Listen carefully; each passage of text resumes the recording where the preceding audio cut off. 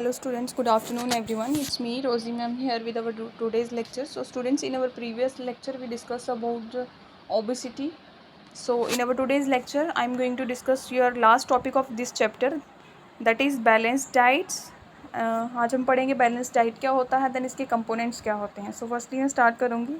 Balance diet क्या होता है? The food which we eat is known as diet and it is very important for living. जो हम खाना खाते हैं उसको हम क्या बोलते हैं? वो डाइट होती है. और ये क्या होता है? बहुत इंपॉर्टेंट होता है किसी भी लिविंग इंडिविजुअल के लिए. It provide energy for workout along with the growth and development of the body. ये जो हमारी डाइट है वो हमें एनर्जी प्रोवाइड करती है ताकि हम क्या कर सकें? वर्कआउट कर सकें और साथ ही साथ हमारी ग्रोथ और डेवलपमेंट हो सके हमारी बॉडी की. फूड में बहुत सारे न्यूट्रिएंट्स होते हैं. Food contain various nutrients in it, like carbohydrates होते हैं, फैट्स होते हैं, प्रोटीन्स होते हैं, vitamin, minerals, salt and water. तो ये सारे जो कंपोनेंट्स हैं वे सारे जो न्यूट्रिएंट्स हैं किस में पाए जाते हैं? हमारे फूड में. The diet which we consist of all these nutrients in correct proportion for efficient working of body known as balance diet. तो बेसिकली बैलेंस डाइट होता क्या है? वो डाइट जिसमें प्रॉपर न्यूट्रिएंट्स होते हैं बिल्कुल एक्यूरेट प्रोपोर्शन में, जिससे हमारी बॉडी क्या करती है? एफिशिएंटली वर्क करती है, उसको हम बैलेंस डाइट बोलते हैं. फूड को फर्दर ग्रुप किया गया डिफरेंट डिफरेंट कैटेगरीज में, लाइक उसके डिफरेंट डिफरेंट कंपोनेंट्स बनाए. तो कंपोनेंट्स क्या हैं बैलेंस डाइट के? 3 कंपोनेंट हैं. That is your energy yielding food, body building food, defensive food.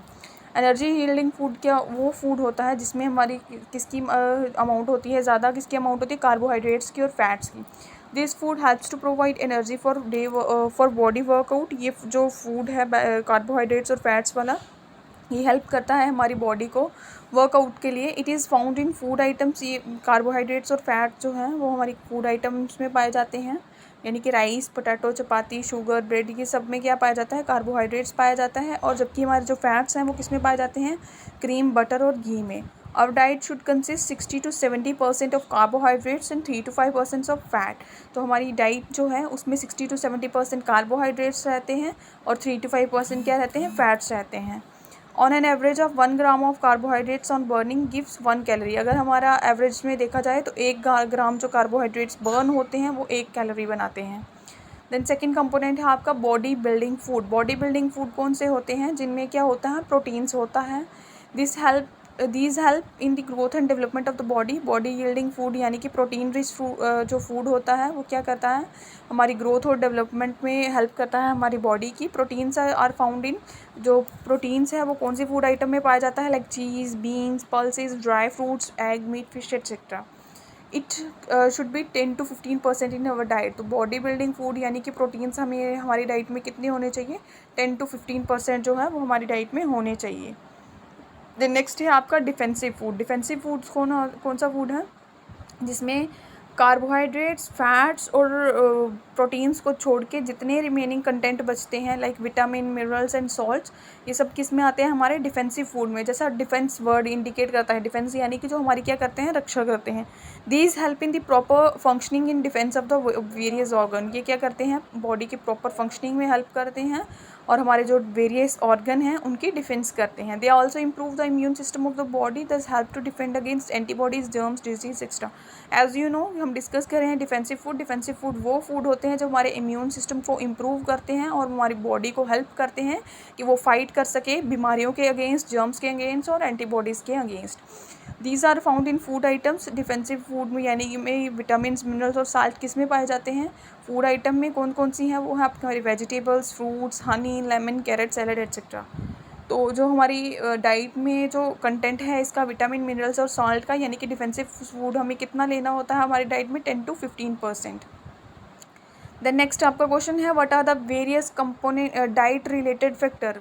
कौन से डाइट रिलेटेड फैक्टर जो रहते हैं वो हम डिस्कस करेंगे. फर्स्ट है आपका एज. एज क्या करती है? बहुत ही इंपॉर्टेंट रोल प्ले करती है हमारे डाइट प्रिपरेशन में. लाइक ग्रोइंग स्टेज होती है किसी भी चिल्ड्रन की, तो हमें क्या उस टाइम पे प्रोटीन्स की ज़्यादा नीड रहती है, बिकॉज उस समय क्या होता है, हमें हमारी बॉडी जो है उसकी ग्रोथ हो रही होती है, डेवलपमेंट हो रही है. तो ग्रोथ जो पैटर्न है उनको कंप्लीट करने के लिए हमारी जो डाइट है उसी के अकॉर्डिंग रहती है. और ओल्ड एज के पीपल्स जो हैं वो प्रोटीन्स और फैट्स अवॉइड करते हैं बिकॉज उनकी बॉडी डाइजेस्ट नहीं करती. सो जो हमारा डाइट कंटेंट रहता है वो किसके अकॉर्डिंग रहता है? एज के अकॉर्डिंग रहता है. देन है नेक्स्ट है आपका sex difference causes variation in diet. Sex difference भी वेरिएशन करता है हमारी डाइट में। फॉर एग्जांपल मेल को ज़्यादा नीड होती है कैलोरीज़ की as compare to female, because males को क्या करना होता है, ज़्यादा उनको फिज़ोलॉजिकल वर्क उनका ज़्यादा होता है, एक्टिविटीज़ होती हैं जो बॉडी की नीड होती है उसके अकॉर्डिंग उनकी डाइट जो है वो ज़्यादा होती है as compare to female. So sex difference भी मैटर करता है किसमें, हमारी डाइट रिलेटेड फैक्टर्स में। देन थर्ड है आपका एक्टिविटी शेड्यूल। डाइट हमारी डिपेंड करती है हमारे एक्टिविटी कैसी है, हमारा शेड्यूल कैसा है, हमारा वर्कआउट कैसा है। Activity level or different work schedule etc. bring difference of diet. Person with heavy physical work schedule needs more calories food than those with less working schedule. तो क्या है, जो पर्सन ज़्यादा हैवी वर्कआउट करता है तो उसकी जो फूड है यानी कि उसकी डाइट है उसकी फिज़िकल वर्कआउट या उसकी शेड्यूल के अकॉर्डिंग रहती है। देन नेक्स्ट है आपका बॉडी वेट। बॉडी वेट के अकॉर्डिंग भी हमें डाइट का शेड्यूल प्लान करना पड़ता है। The weight also bring difference of diet. हमारा वेट जो है वो भी हमारी डाइट में डिफरेंस लाता है। ओवर वेट यानी कि ओबेस पर्सन, जो मोटे लोग होते हैं वो क्या करते हैं, ज़्यादा कौन सा फूड लेते हैं, फाइब्रस फूड लेते हैं। वेयर एज स्लिम और लीन पीपल, जो स्लिम होते हैं यानी कि वो पतले होते हैं, वो ज़्यादा प्रोटीन्स और फैट वाले जो डाइट है वो कंज्यूम करते हैं। नेक्स्ट है आपका स्पेसिफिक स्पोर्ट्स डाइट। जो हमारी डाइट है वो हमारी स्पोर्ट्स रिलेटेड फैक्टर को भी इंट्रोड्यूस करती है। Various sports activities need specific diet. जो हमारे फॉर एग्जांपल हमारे प्लेयर्स हैं वो डिफरेंट एक्टिविटीज़ परफॉर्म करते हैं तो उनकी डाइट भी क्या रहती है, उसी के अकॉर्डिंग रहती है। लाइक लॉन्ग डिस्टेंस जो रनर हैं उनको ज़्यादा फैट्स की नीड रहती है। जो हमारे बॉडी गेम्स प्लेयर हैं उनको प्रोटीन्स की ज़्यादा नीड रहती है, बिकॉज जो हमारे प्रोटीन जो प्लेयर स्ट्रेंथनिंग वाले वर्कआउट करते हैं उन्हें कार्बोहाइड्रेट्स की नीड ज़्यादा रहती है, और स्किल गेम के जो प्लेयर्स होते हैं उनको विटामिन्स और मिनरल की नीड रहती है। तो जो हमारी डाइट है वो स्पोर्ट्स स्पेसिफिक भी होती है। देन प्रेगनेंसी और फीडिंग मदर। अगर एक कोई लेडी प्रेग्नेंट है या वो अपने बेबी को फीड करती है तो उसे क्या है, उसे एक्स्ट्रा डाइट की नीड रहती है, बिकॉज उसे उसकी जो डाइट रहती है उसमें ज़्यादा अमाउंट रहनी चाहिए कार्बोहाइड्रेट्स, प्रोटीन्स, फैट्स, विटामिन्स और मिनरल्स की। It should be given throughout the day rather than in big meal. तो हम क्या करना है, जो दैट लेडी है, पर्टिकुलर लेडी यानी कि फ़ीमेल जो है, उसको थ्रू आउट द डे यानी पूरा दिन थोड़े टाइम पे, थोड़े इंटरवल पे जो ये कार्बोहाइड्रेट्स, प्रोटीन्स, फैट, विटामिन और मिनरल्स वाली चीज़ों को कंज्यूम करना होता है। ज़्यादा एक ही बार में बिग मील को कंज्यूम नहीं करना है। डाइट ड्यूरिंग इंजरी, इलनेस और वीकनेस। डाइट जो है वो हमारी बॉडी के अकॉर्डिंग यानी कि हमें अगर इंजरी है तो भी हमें डाइट उसी के अकॉर्डिंग लेनी पड़ेगी, अगर इलनेस है या वीकनेस है। Injured person should take more of the proteins. Injured जो पर्सन है, जिसको किसी को इंजरी हुई होती है, कोई चोट लगी होती है, तो वो क्या प्रोटीन्स और मिनरल्स वाली चीज़ें ज़्यादा कंज्यूम करता है। वेयर एज इल और वीक पेशेंट, अगर कोई पेशेंट वीक है या उसे बुखार है तो वो क्या करेगा, ज़्यादा स्टार्ची फूड को कंज्यूम करेगा और उसके साथ साथ वो मिनरल्स और विटामिन्स भी लेगा। Then seasonal food. As you know seasonal जो फूड्स होते हैं वो भी इंपॉर्टेंट रोल प्ले करते हैं डाइट में। सीजनल फूड जो हैं वो ईजिली अवेलेबल होते हैं और इकोनॉमिकल होते हैं, बिकॉज वो क्या होते हैं, नेचुरल होते हैं और उनमें न्यूट्रिशन वैल्यू जो होती है वो हायर रहती है। क्लाइमेटिक कंडीशन जो हैं वो भी हमारी डाइट से रिलेट करती है। They also effect diet, like in hot places the food should be less fried, in coastal region the food should be more liquid। हमने देखा होगा हॉट प्लेसेस पे जो फूड होता है वो लेस फ्राइड होता है, बिकॉज गर्मियों में हम ज़्यादा फ्राइड फूड खाएंगे तो हमें हमारी हेल्थ इश्यूज़ कॉज कर सकता है, और कोस्टल रीजन में जो फूड है वो लिक्विड में होता है ज़्यादा। द नेक्स्ट है आपका natural diet. Natural sources of diet is also digested by the body. अगर नेचुरल डाइट होगी वो क्या होगा, हमारी बॉडी उसको ईजिली डाइजेस्ट कर पाएगी, और जो नेचुरल डाइट है वो लेस पोल्यूटेड होती है और इसमें सिंथेटिक फूड की अमाउंट बहुत कम होती है। द लास्ट पॉइंट है doctors recommendation. A diet diseased person